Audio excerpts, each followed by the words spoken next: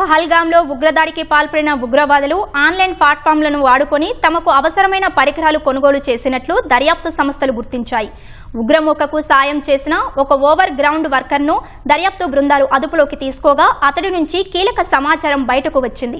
Operation Mahadev సమయంలో 3 mobile ఛార్జర్లను encounter జరిగిన స్థలం నుంచి స్వాధీనం చేసుకున్నట్లు అధికారులు తెలిపారు.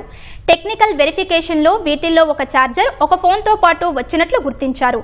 దీనిని స్థానికంగా ఉండే ఇక్బాల్ కంప్యూటర్స్ కు చెందిన ముసాయిబ్ అహ్మద్ చౌహాన్ అనే వ్యక్తి కొనుగోలు చేసినట్లు గుర్తించారు. ఆ తరువాత తాను దీనిని ఎండీ యూసఫ్ కటారీకి విక్రయించినట్లు ముసాయిబ్ అహ్మద్ అంగీకరించాడు.